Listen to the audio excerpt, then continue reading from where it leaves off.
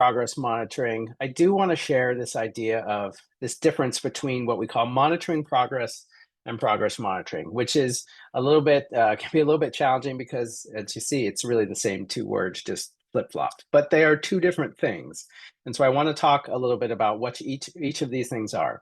And as I talk about them, one is not more important than the other. I think both of these are very important, and we want to have both of these types of assessments in our schools and in our classrooms to use with our students.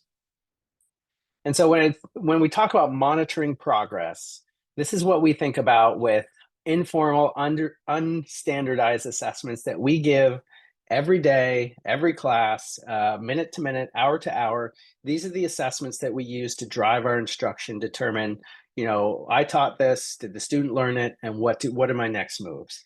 And so these aren't just for kids and interventions, we're talking all kids, right? Like all kids should get this type of assessments. And really it's assessing those direct learning of taught skills. So again, like I taught you this skill. So I taught you our controlled vowels today. Did you learn our controlled vowels? Can you identify words and read words with our controlled vowels in them? And so we think about these assessments. Some examples are just asking questions to students, daily formative assessments. Many intervention programs will have lesson checkouts or unit tests built within them. Exit slips are a great monitoring progress. But these are really to measure the discrete skills that you're teaching at the time and determine what are our next steps to change instruction. So these are important for all kids. But what we're going to talk about more today is this idea of progress monitoring data. And so these are distinct because these are really using valid, reliable, standardized tools rather than those informal and unstandardized that we use on a day-to-day basis. And so we're not going to give them probably as frequently. These aren't assessments that you give daily for students, and it depends on the intensity of instruction. So the more intense the instruction is, it may be a weekly progress monitoring probe, maybe monthly. But these really require you to graph data over time to look at patterns in data over a longer period of time. So we don't want to make too many decisions just based on one data point for progress monitoring. We want to graph that over time to see trends and patterns over time. And so it should be limited to students receiving interventions. And I see this sometimes in schools where we want to progress monitor all our kids, right? We want to, maybe we screen all our kids 3 times a year, but we want to once a month give a progress monitoring assessment to all our kids. And while that can be interesting information, oftentimes we don't do anything with a lot of that data. And so we really want to limit that to the purpose of evaluating how students are responding to intervention. So it's really only for kids who are receiving interventions to determine how we can adjust those interventions.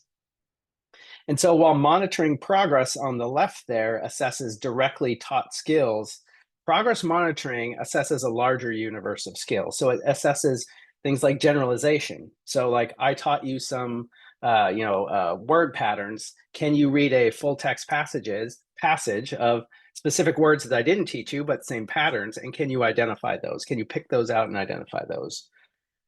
Teaches consolidation. So not just can you, read the art control vowels that I taught you today, but can you also remember the vowel blends that I taught you last week? And so can you put all those things together?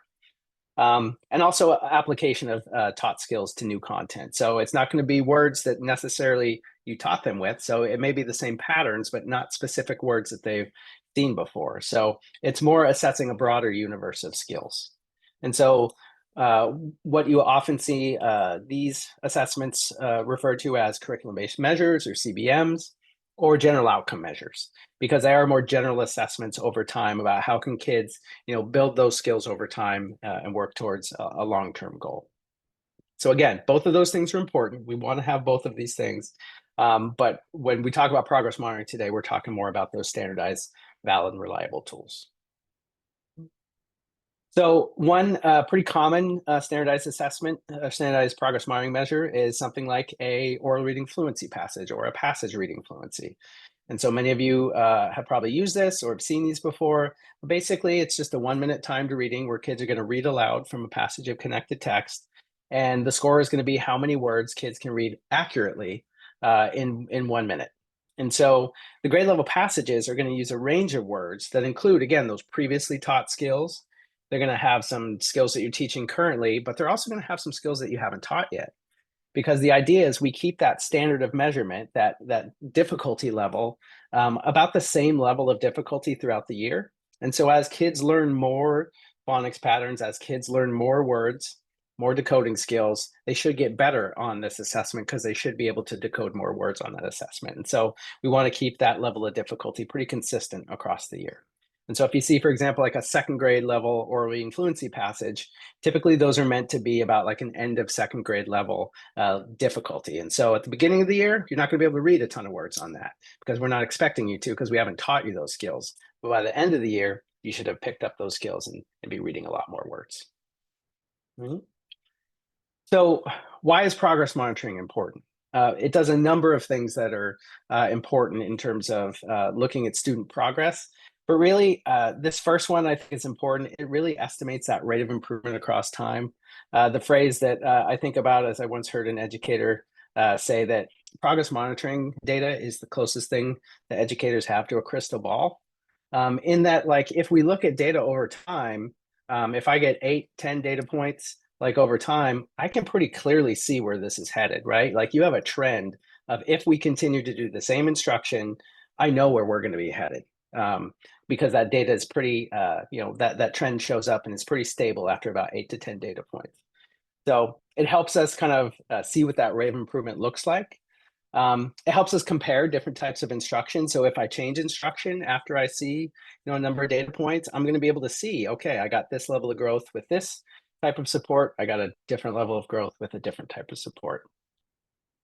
But really that third point, I think, is the key piece with progress monitoring data is that it's going to determine when you need to make an instructional change. When a student is not making progress towards a goal, and we have that crystal ball that's going to tell us, in general, if we keep doing what we're doing, it's not working, we need to make a change.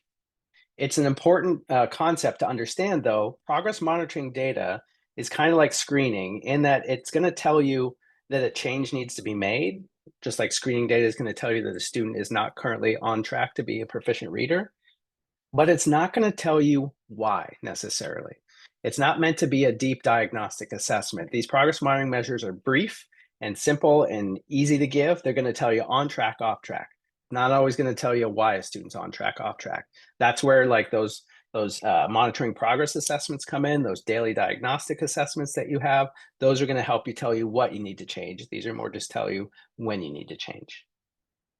And then they support communication with families and students. We're going to talk about, we're going to do an activity a little bit later, thinking about how we can describe progress monitoring to families and parents and students as well, because we want to break it down in simple language and really communicate clearly what growth looks like. So I want you to read just these two quotes. So the one on the left is from a parent, the one on the right is from a teacher. And this is how they describe progress monitoring data. So we've collected a bunch of anecdotes of people using progress monitoring data. And I want you to just put in the chat there, like what resonates for you as you look at what the parent says about progress monitoring or what a teacher says about progress monitoring, what's similar to what your experience is with it, or what just words or phrases resonate with you about why progress monitoring is important and what the benefits are of it. So I'll give you just 30 seconds to throw some words in the chat there.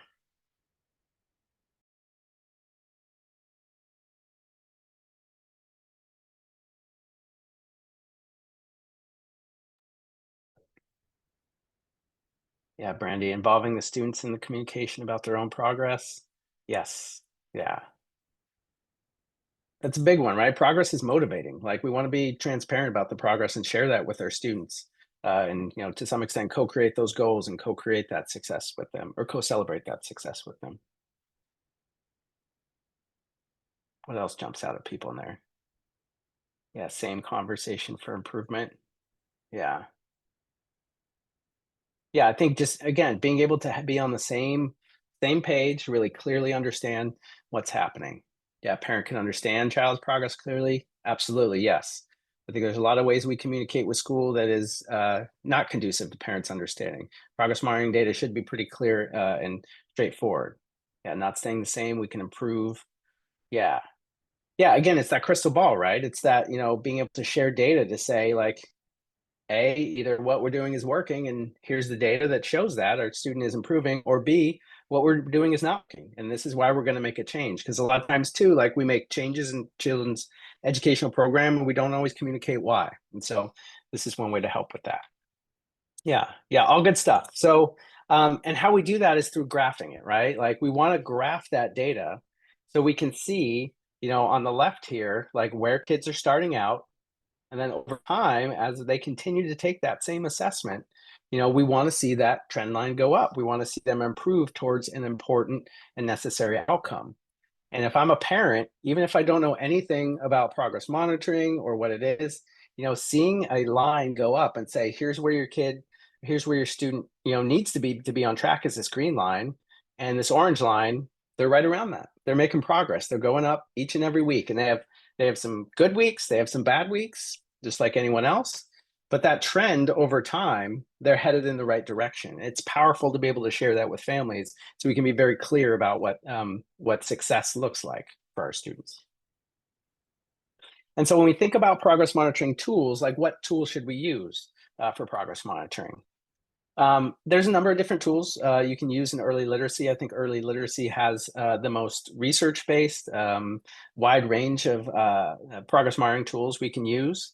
But as you look at all of these tools and kind of just recommended grade levels about where you can provide those, just put in the chat there maybe some of the either some of the tools that you currently use or familiar with, or if there's a tool on there that you don't know what it is or never heard about it, you can put that in the chat as well.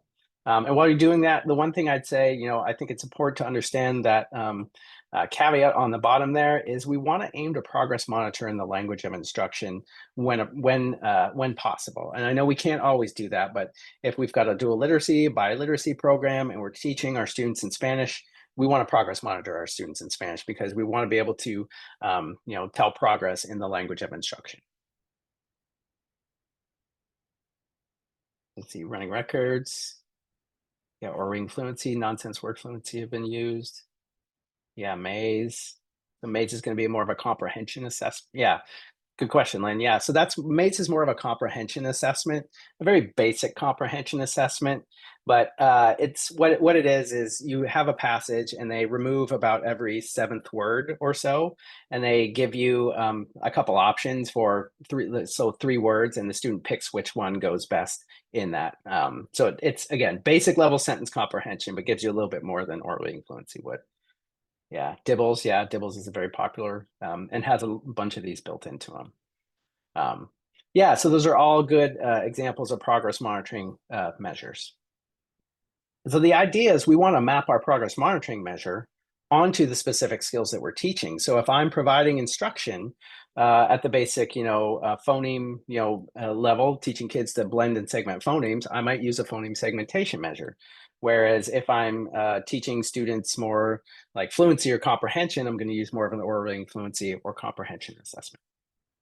And so when we're looking for progress monitoring measures, there's a few things we want to look for and make sure that our progress monitoring measure meets these categories. And so things like they should be quick, they should be brief, easy to administer. These are assessments you're going to give with a number of students who are receiving interventions, and I don't want to take a ton of time away from those interventions to assess kids. So they should be brief. And typically a lot of these are going to be a minute in early literacy. So a minute to either read a passage, a minute to do a maze measure, or a minute to blend and segment phonemes.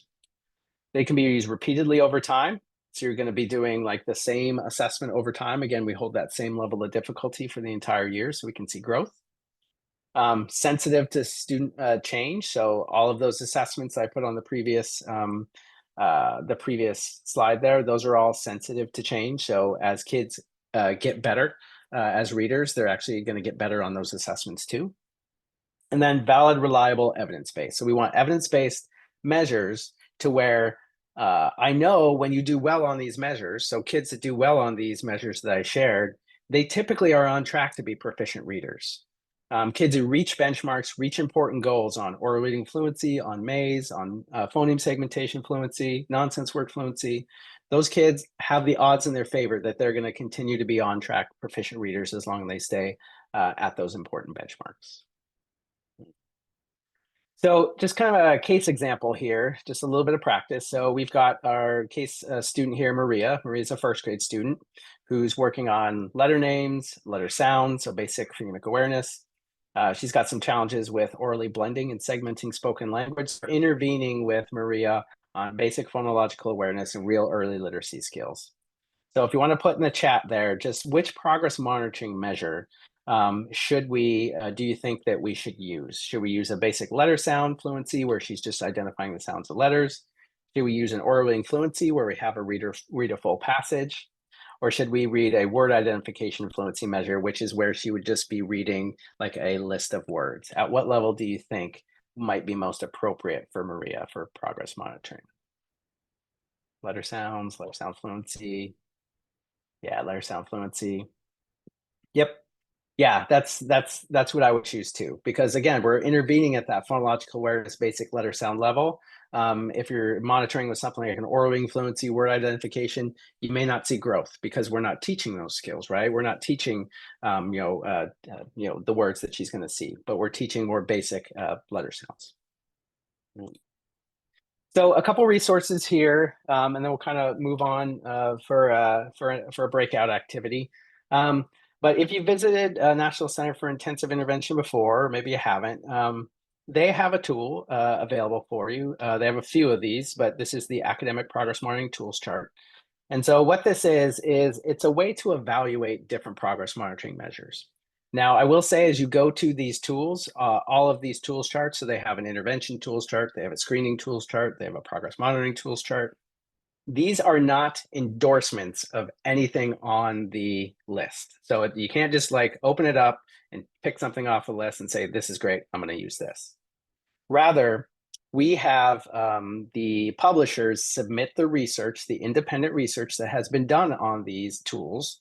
And we have a panel of experts from across the country that evaluate that research and tell you, like, is it reliable? Is it valid? All those things I talked about. Is it quick and easy to administer? Is it a good tool to use with our multilingual learners? Has it been tested with multilingual learners? You're going to see all that data in there. And so you see like these filled in bubbles just means it's a reliable assessment. It's highly reliable. Although validity, maybe, some concerns there. So it's just a tool to be able to look at and evaluate progress monitoring measures and see if something's going to be a good fit and going to be a reliable, valid tool for you. A few other things to consider when selecting a tool.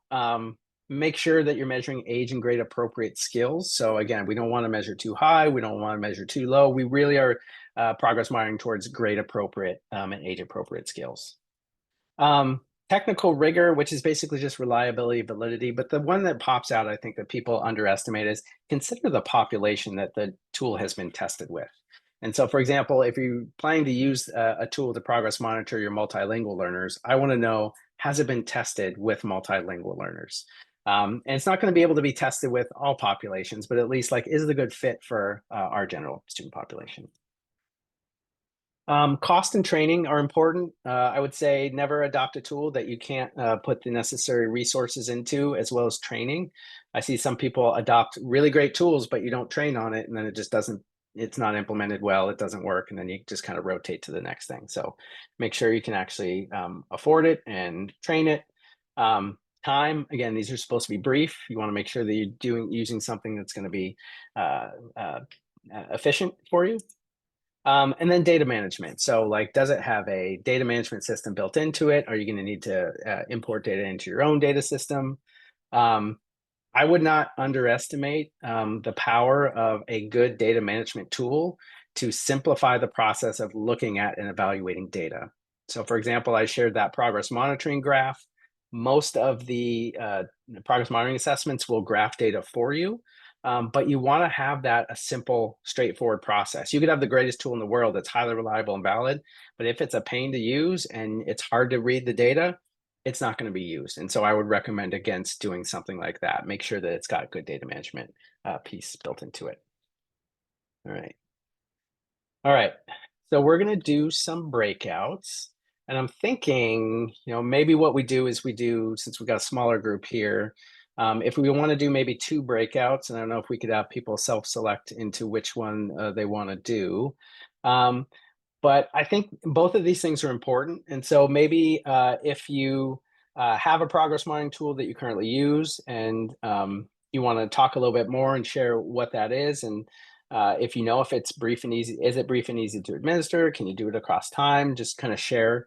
We can kind of have people kind of just have conversations and share out what they use and how it's working for them. But we can also have a breakout. I think the first one is important too. If you don't have this already, I think this would be a great opportunity to, co-develop this.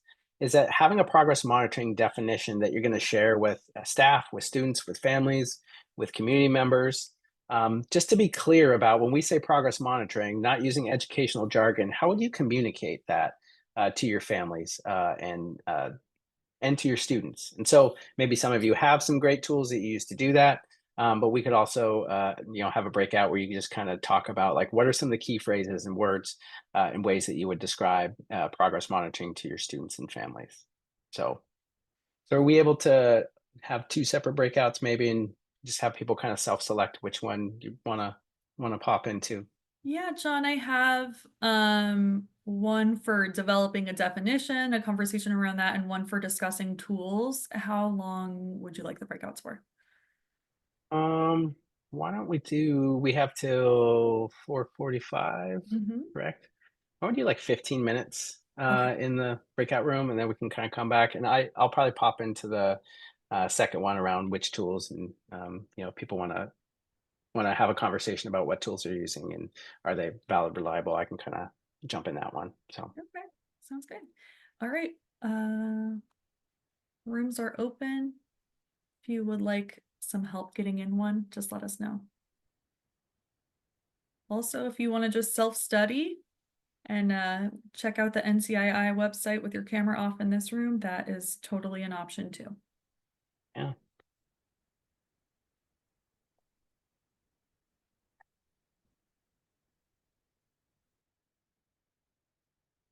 So I joined the second breakout room. We have a great discussion around like available tools, what people are using.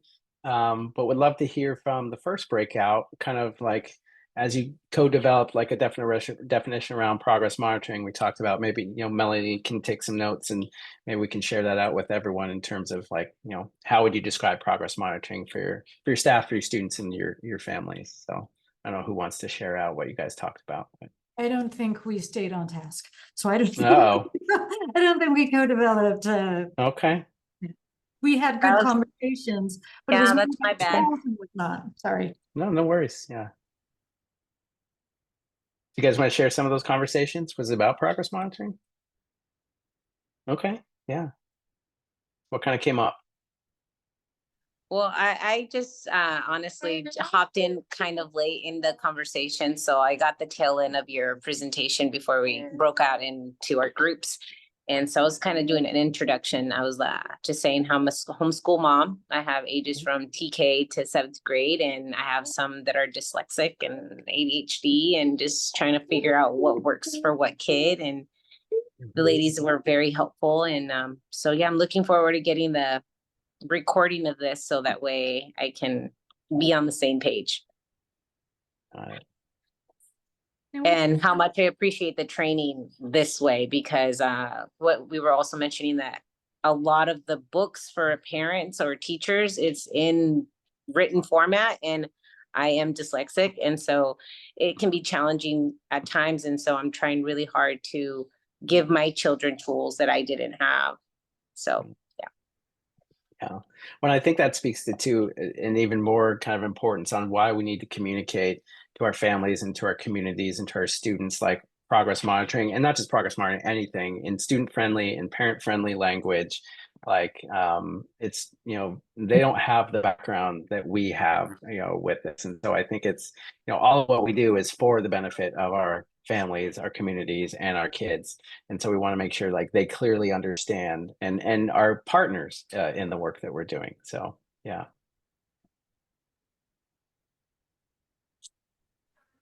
I have a question regarding what people are using. And that is because a site, I'm trying to turn on my camera, sorry. A site that I worked with came to the conclusion that they they realized that fluency is more than just reading rate. And that I was happy that they came to that conclusion because that was part of my job, right? To Mhm. guide them that way. And I'm wondering what people are doing to really attend to progress monitoring for all elements of fluency and not just reading rate, because I think that is a danger in some of the tools I see. Yeah. I'll let other folks jump in. I have a thought, but I'll let other folks kind of jump in before I share. Are other folks seeing that, like an over focus on like speed part of fluency at the expense of the other pieces? I definitely see it in my line of work, especially when I'm looking over IEPs and determining, if that was the right goal and what kind of data did they provide in my facilitated IEPs.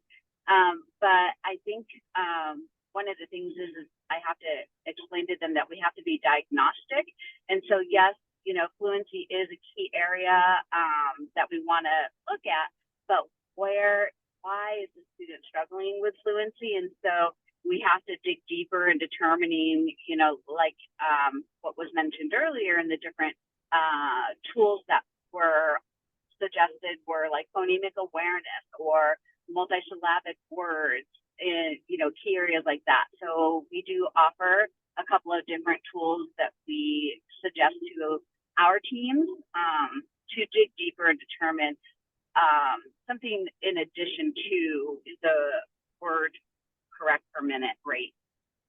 Yeah.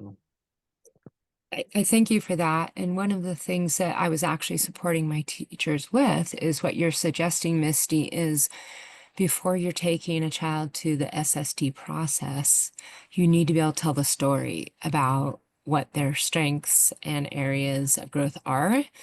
And you need a multitude of tools in order to do that. And so I was the person who put in running records because I believe that the analyzing of running records are a really powerful way to understand reading behaviors. Yeah. Other thoughts people have?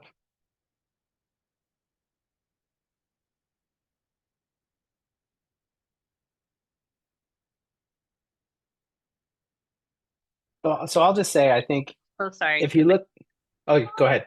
I Yeah. just want, can you clarify, but what do you mean by reading behaviors? Just so I understand.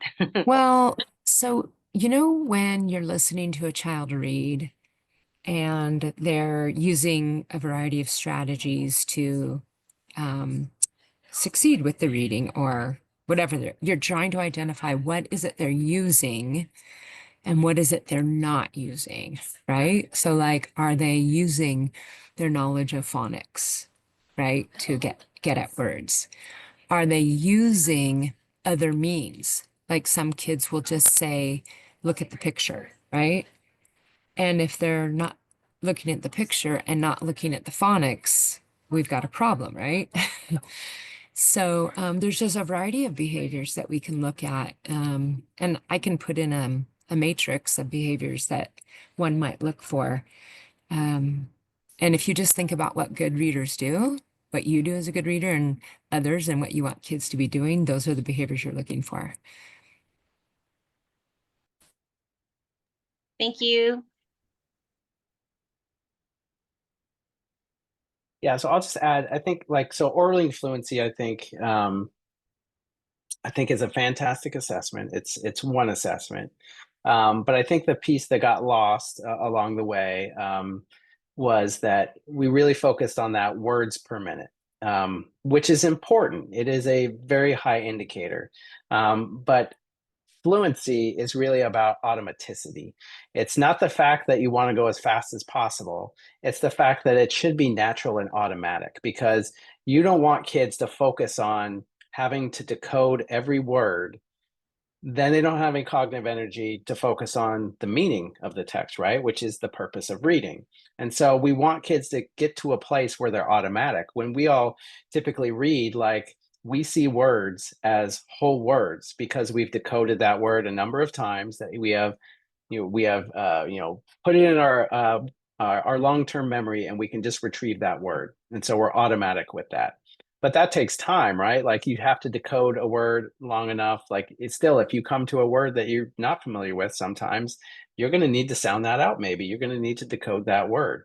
And so that's a great strategy, but that's not a long-term strategy. Like, decoding is the way that we get to be a fluent reader and a proficient reader, but decoding every word is not how a proficient reader reads.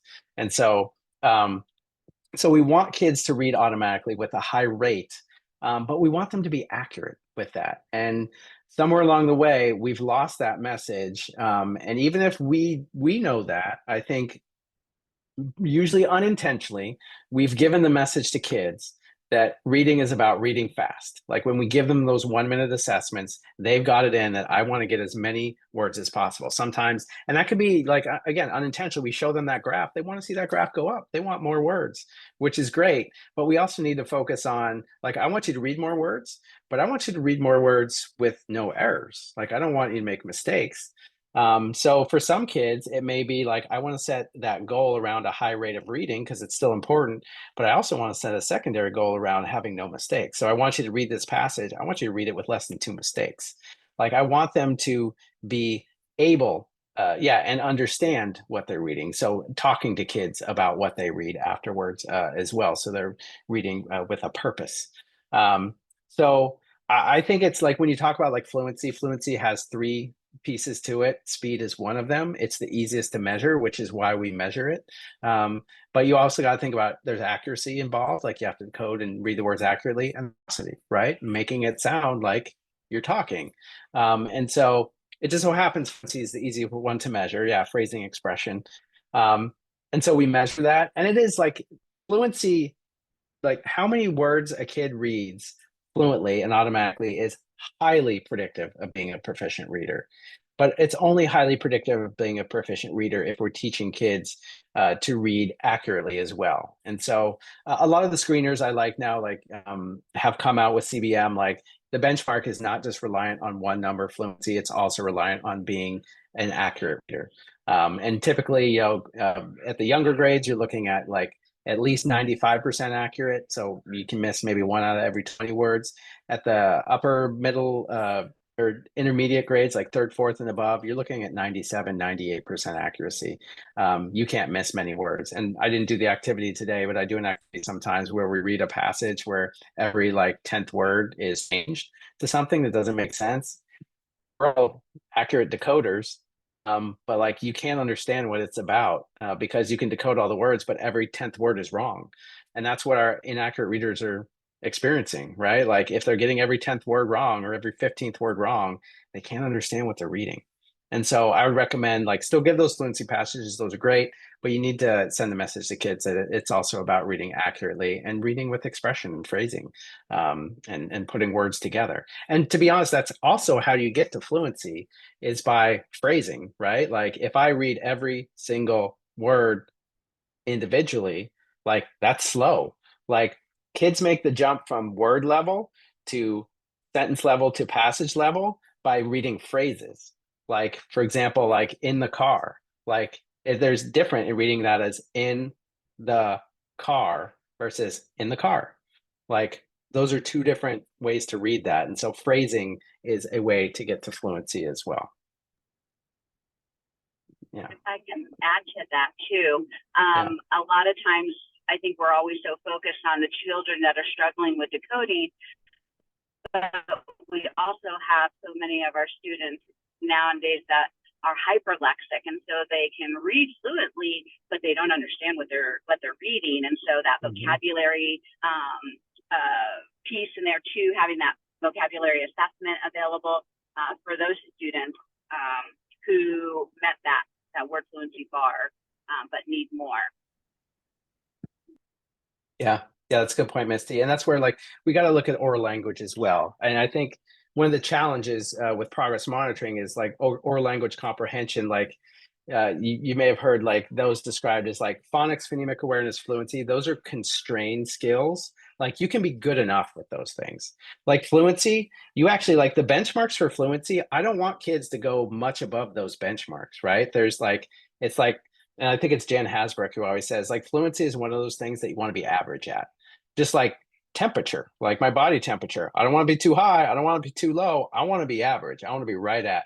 Fluency is the same way. I don't want to be too low, but I also don't want to be too high, like because then you can't understand what you're reading. And so it so happens that it's easy to measure, so we measure it. But oral language vocabulary comprehension, those are unconstrained skills. Like I would guess everyone in this room right now is still learning new words and new aspects of language. Like those don't stop, and they never will stop as old as you get. Like you continue to learn more about language and comprehension and how you understand things. So they're harder to measure, which is why we don't have real, clear, distinct, like short progress monitoring measures. But if you're finding like diagnostically that you've got kids that are reading fluently, like, and maybe they're even reading accurately, but they're not understanding what they're reading, typically it's that oral language piece. Like, how do we build oral language and vocabulary? And then oral language and vocabulary is all honestly another way to build fluency, because as we understand the meaning of words, we read them more automatically. So it's not just like teach kids to code quickly. We still need to teach kids oral language. We still need to teach kids to, comprehend what they're reading. All those things are important as we bring them together. So, great. All right. I think we're at the end of the share out here. So I'm going to just talk some next steps, and then I think we have 15 minutes built in just for kind of problem solving and extra questions as things come up here. But I think next steps, like I would say, like think about like if you haven't started working on that, don't have something, how would you describe progress monitoring for parents, for families, for your students? Make that clear, make it easy. Oh, not sharing my screen. Am I not sharing? Okay. Oh, that's right. I came back. There we go. All right. There we go. Better? No? Oh, wait, here we go. There it is. Got it, John. Okay. Yep. Sorry. Forgot I came back from the breakout room. So yeah, share out, work on that progress monitoring definition. How would you describe that to students and staff and families? Like something you can give to students and families, like this is why we progress monitor. This is what progress monitoring is. And then think about like what are if you have tools, you can go and take a look and see how they rate on the progress monitoring tools chart, or you can look at things if you're looking at adopting something new. You can look and see what's rated highly. The other piece, another resource through NCII, and I know this will be included on the handout that we send out to you afterwards. We have a whole series of modules. They're short. I think as short as like 15 minutes. Some of them are longer. We have a collection, I think 3 or 4, just around progress monitoring. So they'll be around what I talked about today, but also that next steps. I know some of you asked about like, well, what's next? How do we use data to make changes for students? And we'll talk about that at our next in-person session in March. But if you want to go to these modules on the NCI's website, you can dive in a little bit more on progress monitoring to learn more about that. Yeah, and Melanie, I think this is where you kind of jump in. Yes, thank you. So I just wanted to follow up here with a couple of resources that Project Arise does offer, should you want to learn more about intervention, progress monitoring, and other items like foundational skills and executive functioning. So we have 2 different opportunities running this year. The first on the left are the professional learning series. We're offering a virtual community of practice that go along really nicely with the Project Arise modules. So if you take them both in conjunction, you would be able to go ahead and secure some units for that. And I'll talk about that in just a minute. And then on the right, we also have some literacy workshop series. And today's was from NCII, and the next one isn't for a while. It looks like it's in January, and that will be offered from the San Diego County Office of Ed in meeting the needs of multilingual learners in both in a biliteracy setting. So you can look forward to that. And then if I can get the next slide.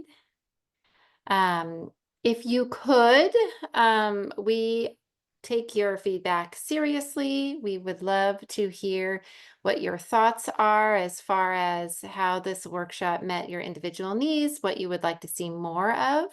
So if you can take a moment to give us some feedback, that would be great. Michelle just dropped that into the chat along with the flyer link. So we appreciate you taking care of that. And then shortly, as soon as the recording is ready, we'll go ahead and send you a couple of goodies. One of them is the link to the session recording.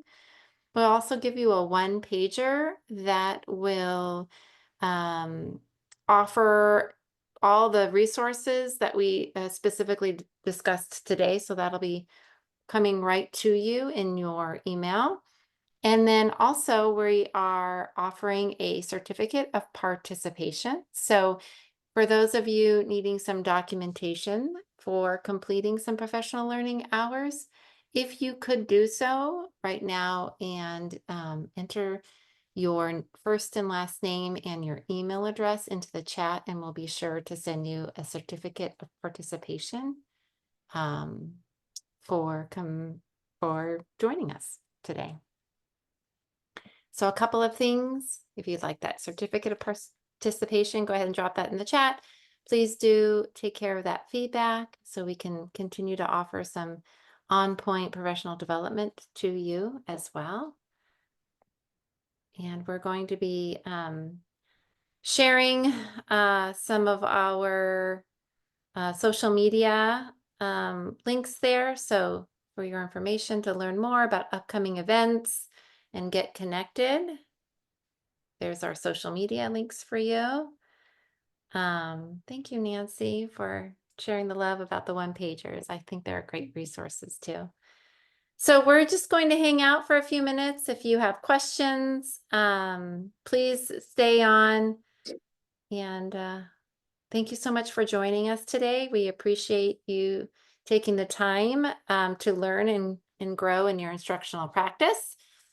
And for all other links and information about Project Arise and CII and for progress monitoring, you can look in your email box coming shortly to you.